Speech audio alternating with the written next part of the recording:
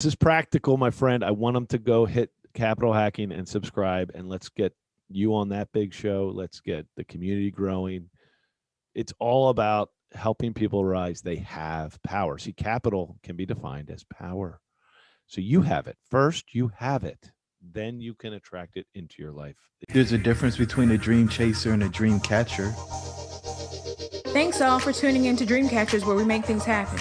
Dreamcatchers was formally launched to unlock the hidden potential in successful, self-motivated individuals who desire to take their life's work to the next level but need support to evolve.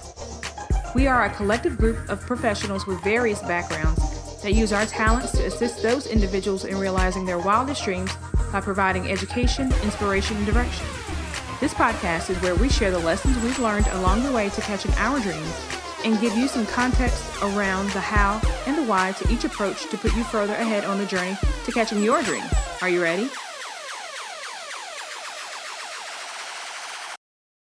Hey, everybody, and welcome to the Dreamcatchers podcast. I'm your host, Jerome, and I have the pleasure of having Josh McCallen with me today. Josh, how are things where you are? What part of the country are you in? We're up here in New Jersey right this minute, but we do a lot of work in Jersey, down to D.C., down to Virginia. Oh, you got to come on down a little bit further to the Carolinas, man. I was just there recently. Myrtle. How far are you from Myrtle Beach? Oh, probably 5 or 6 hours. So it's still far, huh? Yeah. Everything's far. Anyway, before we dive in, how can the listeners get in contact with you? Because I know they're going to be stoked to talk to you after they hear this show. It's so good to be on a professional podcast with a professional podcaster and a dream realizer like you. So thank you for introducing us. The biggest thing, the easiest way would just be to look up on any podcast platform, Capital Hacking. 2 words, Capital Hacking. And you're going to get to your home base. That's where we are. Anywhere. You can do the internet, you can do social media, you can do podcasting, on any of those platforms. Just type in Capital Hacking and you'll find us. Beautiful. So Josh, you're a capital hacker. You believe in the community. You've done a ton before you got to this place. Do me a big favor and tell me a little bit about how you started out on this journey of catching your dreams of creating a capital hacking community. Yes. By the way, just the more I can say thank you to you and your community, the Dreamcatchers, I love it. I love your ethos and what you're teaching people. It's really important that everybody realizes they have human capital. We have it right now. If you're listening to this, that means you have ears to hear. Please listen to Morpheus over here, my friend Jerome. Our journey started through, hey, look, like most of us that are real people, we grew up in a humble situation. So all the way from the childhood, we were scrappy workers. I started working at 12. I didn't have a father at home. My poor mom had a stroke at 27 years old and never worked again, the poor lady. So my brother and I, we just found ways to sell things. We sold cotton candy. We sold all kinds of unique little things and then just started working. Eventually, a couple opportunities opened up and a dream of mine did happen. I got into land development. And it's a long story from growing up a humble kid that always had the dream to be in land development, going through I was a teacher. I taught civics and economics and even religion, theology stuff. So I taught all that kind of stuff at first. And then from that, just started a course to get into business. And there was this time where I got to meet these developers and pitch them sales strategies. How could you sell a neighborhood faster, if you build a neighborhood? And a bunch of them started to take a liking to me as I was a scrappy, you could call me like a business presenter. I would make little pitches, in the late 2006 or so. And then they put me on the team and they ended up giving me the responsibility. It was the time when everybody who had a pickup truck was a general contractor. And so they let me be the boss of general contractors, right? Like just be a project manager, help us build some fancy flips. I mean, like $5 million house flips, crazy fancy. So I jumped right into real estate at the highest level, really. But I was not the guy who knew how to screw the building together, but I knew how to make sure the plans got built. I knew how to make sure people were treated with respect and that they showed up and they got paid and all those components that really start the ball rolling. And then from that, there was a big change where we went from trying to flip houses to trying to salvage old resorts, right? Almost like resort flippers. On Bigger Pockets, they call me the resort burr guy, because what we were doing way before I knew the burr strategy was we were buying them. We were either owning them already and trying to rehab them or buying them to rehab them. And it's a lot like flipping a house, only on a mega scale.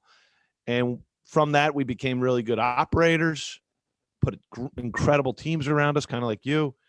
And now we are really dedicated to our capital community, which we actually treat our investors very much like a community. So totally different.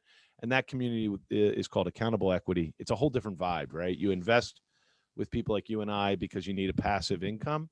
But wouldn't it be great if we could build events 4 times a year, education platforms, keynote speakers? You could visit your resorts. So that has metamorphosized into a transformative part of my life for the last 3 years, I think now. And we are super grateful to lead accountable equity. That's what that is. But today, I got to tell you, our passion and the reason we're here on your show and the reason we get to talk to Morpheus is there's so much power in each of us, but we have to take the red pill, like you said. And capital hacking is like dedicated to helping people take the red pill. Wow. Wow. Okay. So you've taken what's been kind of cold, the syndication model, and you've created a family around it. Yep. And adding in lifestyle and travel and Yep. education, and really just giving folks an opportunity to actually be around like-minded people Yep. and make money with like-minded people. Where did you figure out this amazing marketing strategy? Was it something that just came along, or like, tell me more about that? Yeah. So I can tell by your questions that you know this world so well from your work in multifamily, I believe, right? So it came to us when we were running 3 mega resorts. These things we bought as dilapidated. Literally, one of them was dilapidated. The others just were ugly. And we became very good at that because I wasn't using my money because I didn't have any money. So this is back 10 years ago. It was the money of the wealthiest people in the area, right? So the really large wealthy families were supporting the business. It was their capital, not our capital. What we realized later was we earned sweat equity as human capital, and how powerful that is, right? Like put the programs together, make sure you hire the right people, make sure the culture's right, turn a great profit, and you earn into the business. So that's kind of how my journey went. While doing that, you and I have a lot of the same friends. You probably know. Have you ever heard of Dave Zook? Yeah. Okay. So Dave Zook was a guest at our resorts for years, for the last 7-8 years at our resorts. And I got to know him because I loved his family and his brother, and we would buy things from his family because they build buildings, right? So I got to know him. I got to know his dad, his family. And one time he sat me down. He goes, I got to teach you about the Real Estate Guys radio. And I got to teach you about how syndication works. And to the point where he even brought me with him to Belize. And we spent a week with our CPA strategists, like from Tom Wheelwright's group. And the world changed for me, Jerome. I took the red pill. I was like, oh my gosh, it doesn't have to be the wealthiest people in the world that own resorts. I thought you and I might think, oh, only the fattest cats, the richest dudes and ladies that were inherited money and all that. I thought those were the only people that had the ability to buy these big buildings. Or Wall Street. Wall Street can do whatever they want because, it's just paper anyway. But what about you and I? Just normal people that know how to work hard. Could we buy into something like this? And so Dave taught me how that works. The real estate guys took care of my wife and I, Melanie. And what happened is, as we were hearing the beauty of syndication and how it allows normal, good families to own the tax benefits, the income, the passive investing for freedom strategies, it like a whole bunch of gears, chick, went through our brain, right, Jerome? And they started meshing together. I'm like, oh my gosh, we could do the same thing we were doing for the wealthiest people in the world for good families all over the country. Normal families, hardworking families. They could put their IRA money in with us. They don't have to be fat cats. And I don't mean anything bad about fat cats. It's just I'm not a fat cat. I never grew up with money. So I never thought we could get involved in these things. Well, anyway, that whole transformative thing combined with the fact that we were considered one of the most up and coming hospitality professional companies in the country at the time, ranked in Wall Street Journal, all kinds of stuff. So what we did is we merged our passion for treating people with dignity and respect in hospitality. We merged that with our concept of letting investors own these deals with us. And we came up with something very different. It's a very dynamic community where people, they spend time with us. It's not just you invest with us. You actually join. I call it a free mastermind, Jerome. It's like a free mastermind because by the way, the investors are people like, them. I mean, it's Matt Faircloth. It's people from Bigger Pockets. It's Cashflow Ninja, MC Laubscher are big investors with us. So it's like the best speakers in the industry are our investors. So why not put on conferences, internal mastermind conferences? So I know you and I know what I'm talking about. I'm sure your listeners are like, what the hell is that guy talking about? Well, you get it though, because why not let the human capital, that's why we talk about capital hacking, benefit all of us? If I'm going to be in a community with you, Jerome, how great would it be for me to invite you to meet some of my friends? Once I get to meet the Morpheus, Jerome Myers, I want to introduce you to my friends, right? So why not just keep doing that on a cycle? So we do it every quarter. We call them learn and grow events. Well, sorry for that deep dive, but you asked the good question, so I had to give you a good answer. No, don't apologize, because this is different than anything I'm seeing anywhere else. Everybody else gets sent to videos or they get the email sequence, but you guys are making a true investment in the community. And I think that's why you have traction and why you're growing, and We are. why you're allowing people to get access to things that they wouldn't normally be able to get access to. So I think it's an excellent opportunity to expose people to the model, because it is different. It is unique. It is transformative. And so you mentioned Dave Zook showed up and kind of took you by the hand and He did open up some doors for you. But were there other people that showed up along the way that helped you get to the place where you are now? Yeah, and I think this is probably one of the core thoughts of your teaching, right, Jerome, is that if you surround yourself with good people, that you'll just keep pushing you. It keeps happening. So Jerome, Dave introduced me to the real estate guys. I fell in love with their type of, I call it honest, ethical, straightforward syndication. It's not that flashy. It's kind of like, hey, here's who we are. 99% of why you invest in this deal should be the people who run the deal, right? I mean, you probably teach that to your team too. It's okay to have a great deal. This building will make money, but if you don't have a great team to put together to run it, don't worry about buying it, because it may not work out. It's the team. It's always the human capital. And that's why people like you and I want to be around people that can influence us to get a little better every day, So it was 100 different people since Dave Zook. It was the Dave Zooks. Then I stumbled onto Bigger Pockets. Then I stumbled into GoBundance and joined GoBundance, which is a really important mastermind nationally.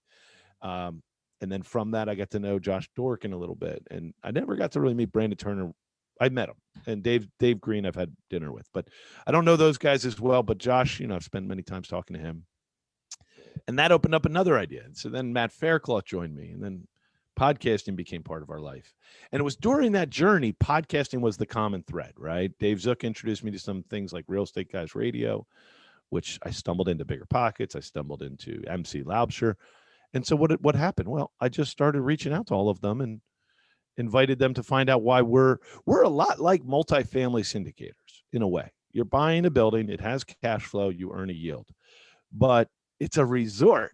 Now, we make a lot more yield than a typical multifamily because we buy them cheap. You know how hard it is to buy a cheap multifamily right now, right, Trump? So we're buying things cheap, and we're adding sales. Sales are the magic elixir for business. And when we buy cheap, add sales and construction, we fix them up, and then we treat people with kindness and love. We have a special type of hospitality. We train on it every week. A whole nother podcast. I'll teach you about that sometime, because that's the secret sauce, really, is treat people with love and respect. Everybody who walks through the door has the same infinite dignity and worth.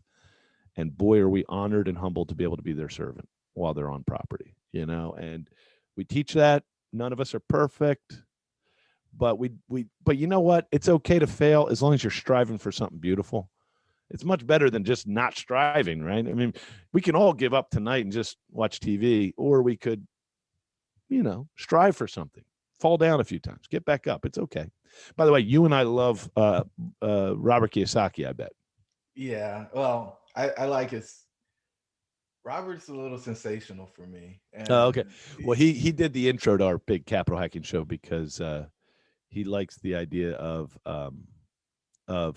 get back up, and the fact that, I don't want to speak against anything you've taught about him, but I mean, he basically taught us the red pill. A lot of it came from him. I didn't know that you could own businesses and things like that until I read that book. I like the book a lot. right? I like the Purple Book a lot. I like the concepts around the cash flow quadrant, but just sometimes he goes on his rants, and I think he gets a little derogatory, and I don't Oh think he yeah, has to be in order to communicate the message. That's all. that's a great point. Well said.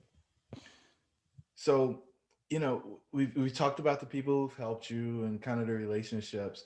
The one thing that I haven't ever asked before, but I'm curious with you is how did you change on this journey in order to attract those people? I mean, Go Abundance is one of the highest level masterminds, one of the most expensive ones in the country. How did you change in order to be a person that fit in that room and would attract folks, really wealthy individuals, to want to spend time with you? Uh, Great question. I would say from a young age, you know how sometimes some things come from your personality, right? So you have my wife is a master at teaching that there's different personalities. There's sanguines who like being around people. There's melancholics who like to think first and meet one. There's cholerics, and there's all these different personality types. I don't know. Some things come a little natural to you and I. Uh, Different things come natural to different people. And so, what one thing that came natural to me early on was I kind of felt like I didn't have much, whether it be no father, whether it be not much any cash. We lived on welfare for most of my life growing up. So I never really had a fear of loss, right? So if you can get rid of a fear of loss, no matter where you are in the world, and you care about people first, like we're big advocates of Dale Carnegie's book, How to Win Friends and Influence People, which is the original self-help book written over 100 years ago. Remember, all he said was, be sincerely interested in their needs, not your needs, their needs, whoever they are, the other person. So I always, I'm hardwired to care about other people, and I'm hardwired not to be afraid. So all we have to do is add value then, right? And I don't know. Like I said, different people have different gifts. Other people have many gifts I don't have, but those are some strengths that we can bring to the table. And I think other people, I have to work on them too. But there's just this strength about not being afraid to be embarrassed, or not being afraid to say something that wasn't right. And someone says, hey, I don't agree with you. It's okay, fine. Let's hear you out. And so as long as you're not overly anxious, here's the thing. There's a principle, like, do you feel, this is for you, whoever's driving around, do you feel that if you make a mistake, you're not worthy, or do you feel like you have a chance to learn something? And so anyway, I'm happy to put myself in very difficult situations all the time. Very happy. I'm happy to be on a big famous podcast with you right now and have you hit me with questions I don't know the answer to. I'm fine with that. Let's figure it out together. So I think maybe that's something we can all build in our lives, is to control our anxieties and fears. Yeah. And Yeah. once you overcome that, So get in the room. Get in the I room. if I boiled it all down to a sentence, I think it's the willingness to be authentic and vulnerable and not fear the judgment that could come That's right. from showing up as you, That's where right. you are. That's That's right. beautiful. Absolutely beautiful. And I believe in it 1000%. I'm always willing to ask a stupid question, right? Because Yeah. there's Yeah. somebody else in the room that's wondering the same thing. They just aren't willing to put themselves out there and ask it. And if you're willing to ask it, it can go one or two ways, right? They can say, oh man, that was really dumb. Why don't you know that? Or it can go, man, I never thought about that. This is amazing. Let's talk some more about it. And I mean, relationships can go anywhere from there. So the next thing, everything you talked about, these really challenging properties that you're buying, right? Yes. You talked about the Yeah. community that you were building. And I just assume that all of that stuff is went perfectly every single step of the way, right? No, not never. And that's why we say whenever you're going to invest with someone, please get to know them, because how are they going to handle being punched in the belly, right, or in the face? Like what was it, Mr. Mike Tyson said? Everybody's got a plan until you get punched in the face. So the great news is that's so true for what we all do, right? We all buy these buildings and we try to do a business plan to turn them around and to provide profits back. Well, COVID's a good punch, right? So how do you respond to punches? There's probably not been a month in the last 2 years where we haven't had a pretty sizable challenge, whether it be the construction. We buy very complex projects. So the construction, all you have to do is say the word construction and it's challenging, right? But we do restoration, which is even a little harder because you want to take care of the building. And anyway, long story. I would say we have a struggle probably every couple days. And as long as you're okay with fighting through it and having a team around you that is going to come up with creative ideas and then work to make them happen. That's how we get over things. But yeah, we have plenty of problems. Like, for example, we were in a book. We got to write a chapter in a book that was called Don't Quit, right? And so if you're able to write a chapter in a book called Don't Quit, there might have been a reason you should have quit whatever that was a long time ago, because that, but my joke is I lost a business 10 years ago. Before I got into the resort flipping, I was, there was a gap, right, between the house boom and then the economy stalling out for a long time. Remember, from 08, whatever, till 11, where we were not yet resort developers. We had finished being recognized as pretty good house flippers at the highest level, and then there was nothing to do. So during that time, I took the little bit of savings Melanie and I had, and we bought a franchise business, and we lost the whole thing, every dollar. Totally humiliating business failure. And I remember it broke a lot of hearts in my family. My wife, her heart was broken many times. I mean, and the end was me handing the keys back to this franchise business, which was like truck based. We cleaned really dangerous things like kitchens that are grease filled and grease traps, and really hard business. And I bought it because I thought, well, in a down economy, at least you have to do the basics. Like, I thought it was one of those businesses that was kind of recession resistant, and it was if you knew how to sell. And at the time, I thought, I'll hire a sales team and we'll sell. Well, guess what? Probably lack of my leadership, lack of focus on sales. Fast forward, we had 6 months of hemorrhaging money and then 6 months of making money. But the 6 months of making money was when we had an epiphany. We're selling. We're a sales company. We're going to create value propositions. We're going to talk to as many good restaurateurs as possible. Then we actually learned how to sell. So it's kind of a silver lining. We were awful, and then we were pretty good. But guess what? The pretty good wasn't able to overcome the back due to bills. So no matter how good we got, I barely could keep the dog afloat. So at the end of the day, the franchise business said, can we have the keys to this big machinery and truck back, and we'll let you out of the deal. So I handed them the keys and $200,000 of book of business that we'd started from zero. And we got back zero, meaning we gave them our entire life savings, never got a paycheck. You know, when you're starting the business, you're the one who doesn't get the paycheck. Everybody else gets paid. You got to pay everybody, right? So that was a big problem in our house. And Melanie turns to me one night when we literally had gotten rid of the keys and gotten out of the contract, and we were just out of cash. No job, nothing. It was still the down economy, right? It wasn't a great economy in 2010. So I didn't know where I was going to go next, right? But she says, how could you lose everything? You failed us, And I said, you know what, hon? I think this is the middle of the movie. I was like, this is the middle of the movie. And, I'm a big movie fan. I could probably, quote a line from any movie you throw at me. So I love movies. So I'm like, oh, dude, it was like a refreshing mindset for me. I'm like, oh, it's okay to be totally a loser right now, because this makes the rest of the story a little better. So we just kind of plugged away for a few more years until we started hitting the home runs. What's up, tribe? It's your host, Jerome. I just want to let you know that we put together a free 15-point checklist for exiting the matrix. Jump on over to dreamshouldbereal.com in order to pick your free copy up. Let's get back to the show. Talk about vulnerable.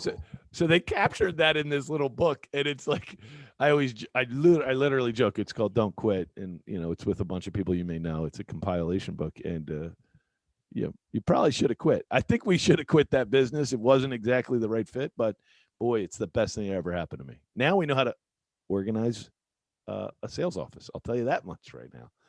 Wow. You'll never lose that skill again, right?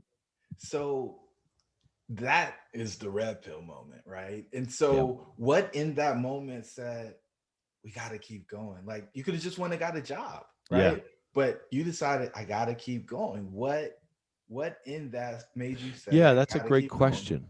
Melanie would ask me. Yeah, that would be something she would want to know too.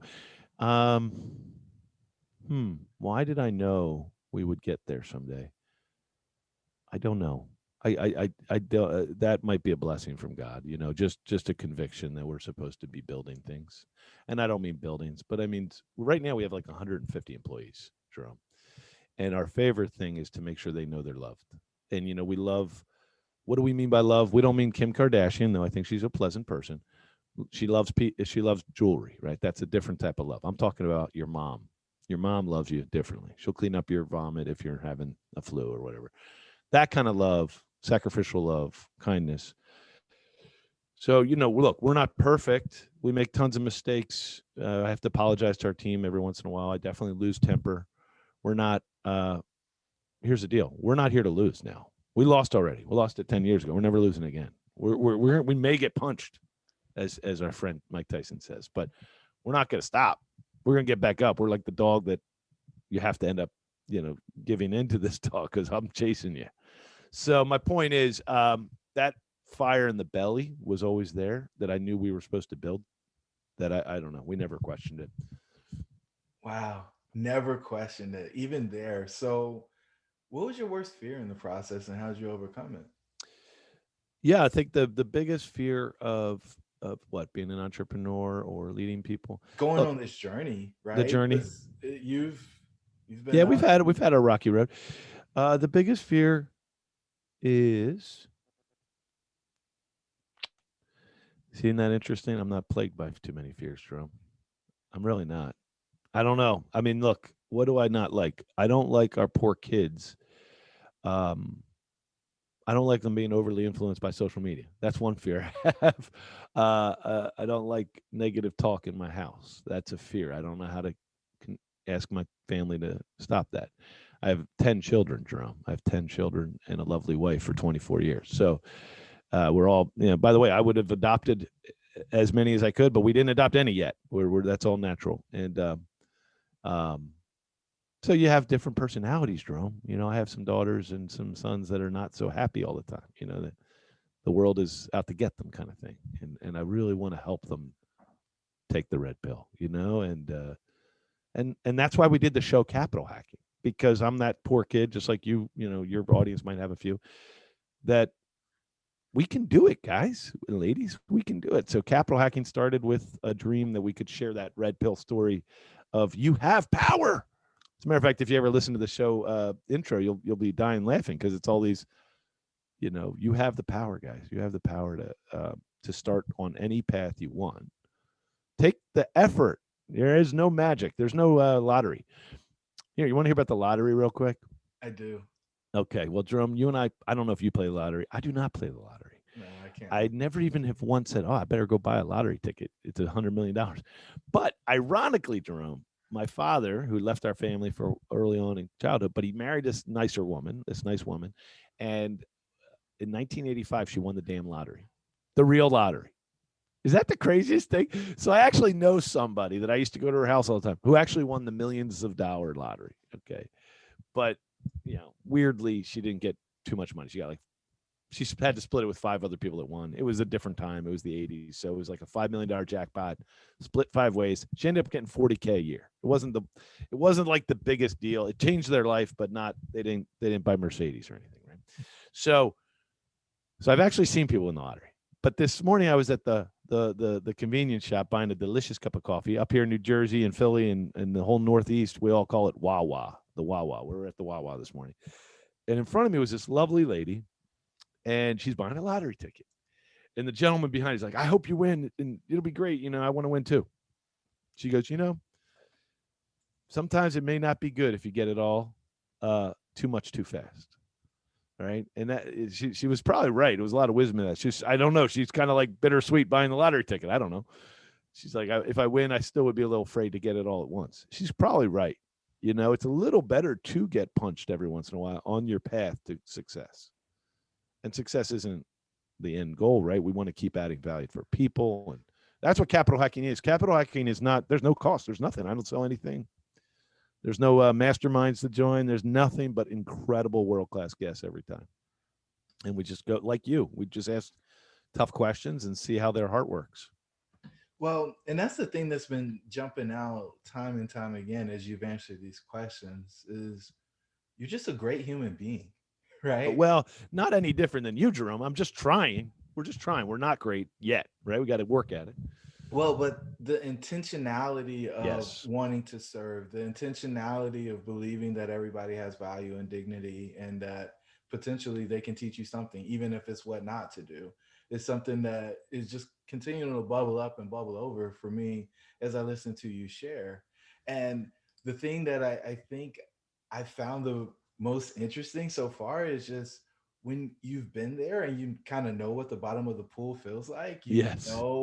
like this is kind of as bad as it gets. And now all I have to do is swim to get that gulp of air. And then if I am back down here, I know what it feels like. And I know what it takes to get back out. Like that is what it really takes in order to be a true success, right? Because there's going to be some ups and downs. It doesn't matter what you do as an entrepreneur, it's not always going to work out the way you expect it to. And having the folks around you. The thing that I think blew my mind though is you said you have 10 kids and you've been on this journey. Like that is the excuse that most people use for why they can't do the thing that's on their heart. Oh my gosh, you're right. I guess most people don't say it. By the way, Jerome, you really reflect beautifully when you comment on things. Huh? Jerome, I don't know if you ever share videos, but I'm showing Jerome guys while we're doing this podcast, the kids, because Jerome's next question is, I need to see a picture. He didn't actually say it, but he needed to see that there really are 10 I feel kids. like It's that's shocking to gonna me, brother. It's shocking to me. be 24 years and 10 kids. Like, but seriously, that is the thing that people say is I don't want to make my family uncomfortable, so I've got to stay and do this job that doesn't actually make me feel better or fulfilled inside, but I do it because I want to provide a comfortable life for them. And you're like, the reason why I got to do this thing is because of them, Yeah, it's a right? beautiful point. And it's I mean, and you like to flip things on his head as we've established at least 2 or 3 times along this journey. And this paradigm shift for me is just phenomenal. You're a living example of the reason why people can't use that excuse. It's all the more reason why you should, not the reason why you shouldn't. And I think one of the things you haven't said in this phrase, but is the true way that you live your life is it didn't happen to me, it happened for me, right? So Mm. in that space where you just gave up your life savings and handed somebody the key, say, hey, take it away. And I think you're probably smiling a little bit as it goes away, like I don't have to deal with that anymore. And you're I like, was a little bit. what are you doing? Like you're throwing in the towel. Like now what are you going to do, fearless leader? And I can't imagine. Like I think everybody's worst fear, and you didn't. I thought you might say this, but everybody's worst fear is the person who's their cheerleader saying, "How could you do that? Like, what's your Yeah. bright idea now?" And like that didn't even phase you. You moved on to the next thing. You know what? That's a great point, Jerome. Since you have one of the most probing shows I've ever been on, I will say it's not always easy because my wife is the stable Eddie. We know how to build things and grow things, which means we're inherently not going to stay status quo. That's not that's the biggest blessing. We're the kind of people that can build multiple businesses and things like that. But the challenge is to be married to me. So you are right, Jerome. That did hurt her a lot. And you're right. You said it right. I definitely never want her to turn her back on me. So that is a fear. And a few times I pushed her to the brink. That time was the biggest, was because we did have like 6 kids. I mean, we had a lot of kids at the time.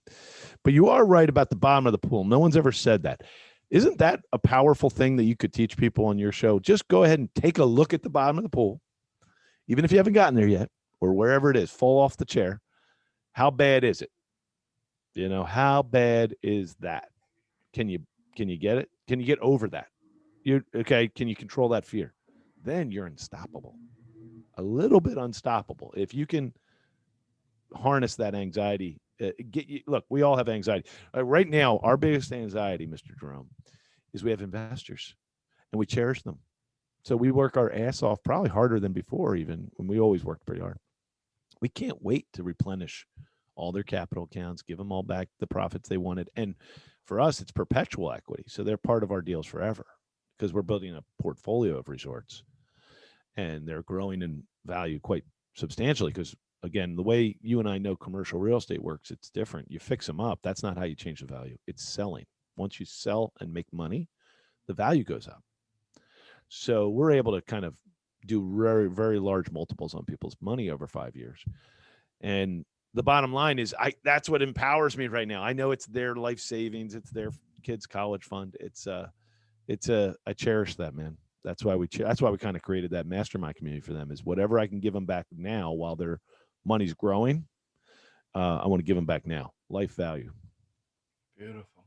So, all right, Josh, what's your biggest approach to life today versus pre giving the keys back on the truck?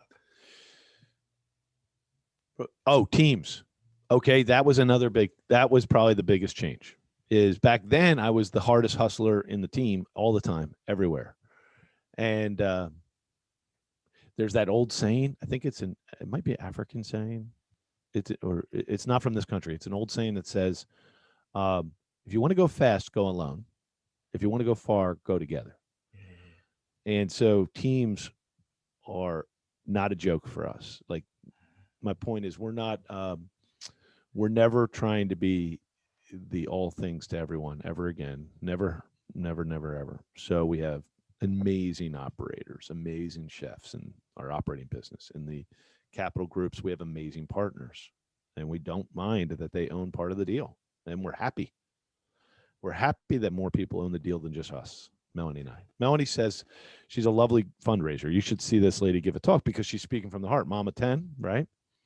And she says, honestly, if there's a day when we don't need investors because we have capital, which we didn't have at first, cash capital, but we're building capital, we would still syndicate every deal because of the power of all those people pulling for you. Yeah. They're in it to win it with you. Yeah. And the beauty of being able to contribute to their families' lives. We're not going to look. We're very interested in this. It's a whole. That's another red pill. The fact that what we do was out there. None of us even knew about it. Like so few of us knew that you could buy mega real estate deals as long as you put a team together.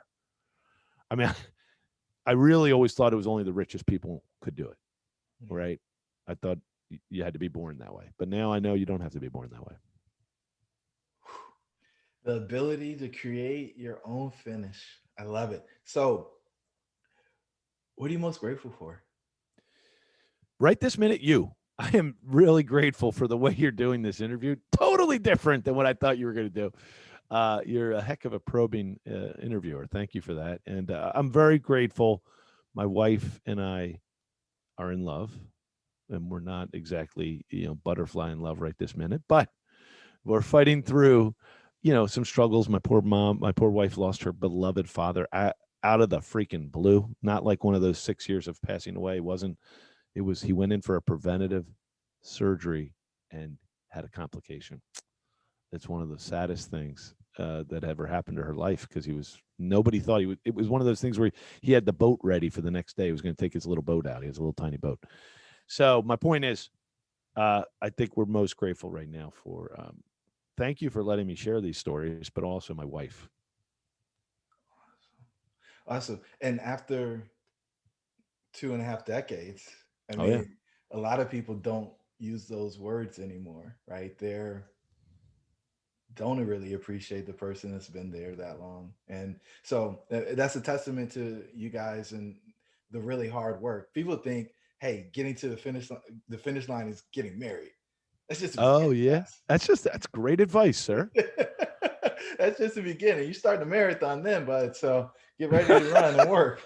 Real quick, before you let me go, though, sir, what was your epiphany that happened to you? Ooh, the red pill. How did you get so reflective and heartfelt? There were a few. I think the one that was probably that took me to this place was in 2012 when my buddy Hambone died. We used to lead the football team out. We were co-captains of the team. We used to lead the team out. And I was thinking about it this morning when I was running. And, the two biggest guys on the team were behind us and we're smaller than them. I was playing safety. He was a linebacker.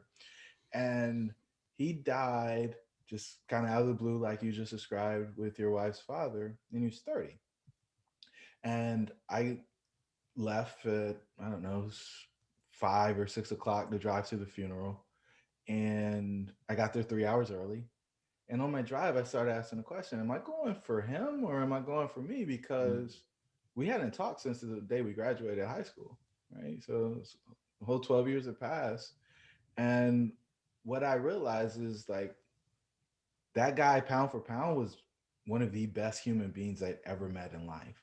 Like he was always consistent, always pretty even killed, never really lost his temper, and just super kind and generous. And so if somebody like that could pass away and I was still here, I better make sure that I live out every day in a manner that I'm worthy to still be breathing, because he wasn't, right? And so I made some really dramatic changes in my life over the next 12 months because I'd been chasing money, right?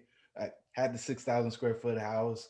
I was in the cars on so many different levels. And so I was spending a lot of money on fancy cars that went fast. And it's like, but I was empty on the inside. So on the outside, everything looked amazing, but I was miserable. Um, and so fast forward, I started asking all these really tough questions and adjusting the way that I show up in life and go back to that place of authenticity and vulnerability that you brought up. And it's like, okay, so this is who I am and I'm unapologetic about it. I'm not interested in trying to fit in. And it changed my career. It changed it.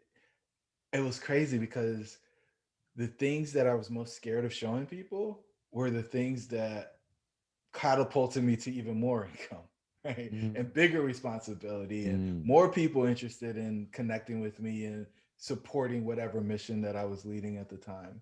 And so that was the moment though. On that drive, it was 3 hours there. I got to the church. I was the only person there. And so I left because it was in my hometown and went and sat in front of the house that I grew up in. And I realized that that house could fit in my basement almost 2 times. Right. And I was like, all right, somewhere along the way, I messed up. I lost it. I forgot what was truly important. And what's truly important is the people. And this is why I'm so excited about you and your story, because there's so few people. You're in a really tough industry, right? The hospitality industry is super tough, right? And it's service work, and a lot of people are ungrateful. And it's just like, but no, we want to serve you. We get joy from serving you. And then when you add in, oh, well, we got these people who are trusting us with their life savings, and they don't really understand, most people don't really understand how tough that business is. So for you to outperform and return to them is, I'll call it a miracle, because I have a pretty good understanding of what it takes, right? But if you don't return what you say you're going to return, they are pretty upset, right? And so you're rolling up a hill, a really big boulder, and the kind of counterintuitive guidance that you're giving to your team is just phenomenal for me, because I do believe, and I've done it in a couple of different places, that you can have a heart for the people. You can expect to do the right thing for the person, and that might not be the absolute right business decision short range, and get tremendous results from a profitability standpoint. But there's so few leaders who actually have the courage, because it's really hard to explain that to somebody who only is looking at the bottom line and looking at a spreadsheet and doesn't realize there's a human being on the other side of that name and that paycheck or the amount that goes on that check. And so, yeah, man, I appreciate you asking that question. And that's kind of the story. And I rambled on a little bit, but Beautiful story. Wow. What yeah. was your friend's name? His name was Leonard Robinson, but we called him Hambone. Hambone. Hambone. What a powerful impact he's made on you, me, you first, now me, now everyone listening. Thank you, Hambone. For sure. So, still got a few questions for you. And I think this one would be most interesting. What are you most focused on catching next? You're building capital hacking. Yeah. What is that? Maybe what does that look like in the future? Or is there something else that's Yep. on the horizon that's coming? Capital hacking, we want this to we want to attract some young talent right now to help us grow the community. We're so grateful to have a very large listener base, but we have to activate and do more things for them. So that's a very important target for us right now on the world of podcasting.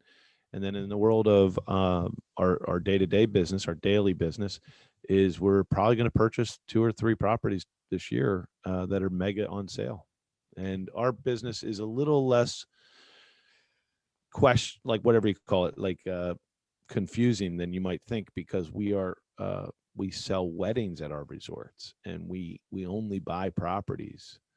They may be on sale and they may need physical work, but we don't buy them unless they're already getting hundreds and hundreds of women calling to have their wedding there.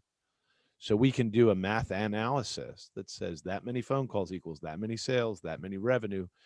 And then I can basically plot out the cash deposits and when we'll get them. And we've been doing this now 5 times and 5 resorts in the last few years. And it's not easy, but it's mathematical almost if you do it the right way. And if you treat people the right way. See, nothing works in this business. And I would argue any business if you don't treat people the right way.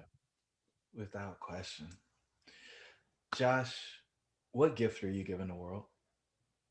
Oh, gratitude, man. I'm just grateful. I hope people can pick up on that and be grateful for their family. Got it.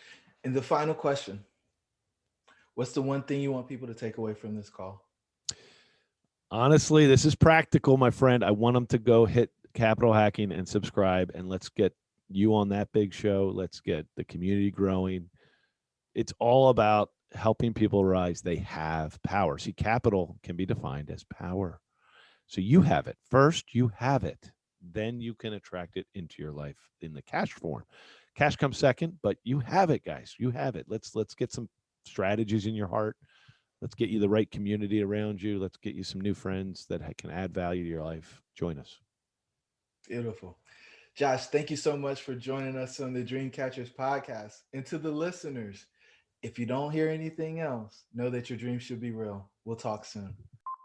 Thank you for joining the tribe today. We would love to hear from you. Please don't forget to rate, like, and share. Perhaps someone you know could benefit from what we've discussed.